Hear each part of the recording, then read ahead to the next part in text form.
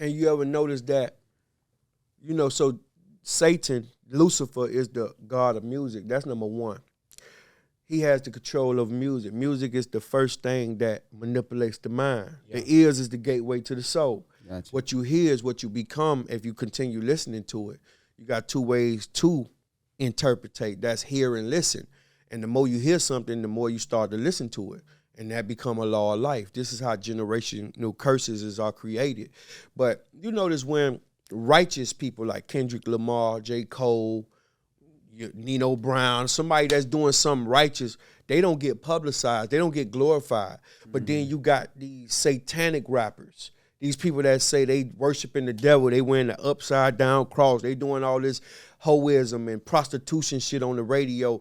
Man, they'll play that. They'll back that. They'll support that. They'll make that the richest person on earth in the music game because they have an agenda to make our younger youth get lost in the frost. They don't want you to come up on the shit that they got their kids on.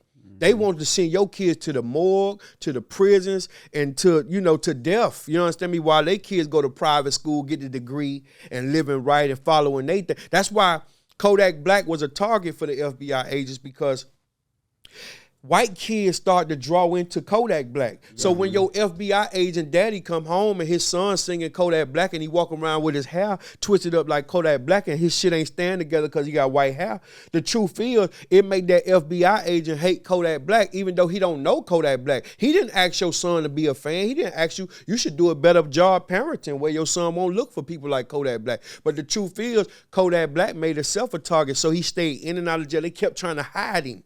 They hit him so much that, understand me, they took a toll on his career. You understand me? They took a lot of toll on his career, and that's what they do with everybody that are manipulating and crossing over to the white market. Because when you mess with their money or mess with their family, you become the problem. You are a target. When you mess with ours, they don't give a fuck about that. That's y'all people. You understand me? The white dollar don't come to the black market. The black market come to the white dollar. We buying Louis Vuitton. We buying Gucci. We buying Versace. We got to start celebrating ours. We got to start celebrating truth. We got to start take the goddamn tablets and phones out these kids' hands and say, go in there and read a fucking book. You can't read. These kids don't know how to socialize. Mm-hmm. I test my child last night. I say something to your cousin. She on the phone like, hey. And then that's it. But you put a tablet in front of them, they excited, they happy. But with a phone, and you can't even talk. You ain't got no social skill. And to work on the job, you got to have social skills. Thanks.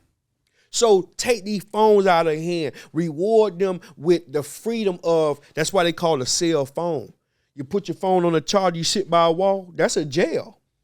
You understand me? Take that shit out your hand sometime and really look out the window and see what's going on in the real world, because real money is made in the real world and not on social media.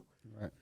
Get out here and get this money, man. Social media ain't nothing but a big charade where everybody watching everybody else's life. Nobody looking for information. It's things you can learn on that social media or YouTube. YouTube could become a college or it become a destruction if you search for the right words. Yeah. How do you do this? How do you cook an egg? No, you on there, how did Kim K find Kanye? Yeah.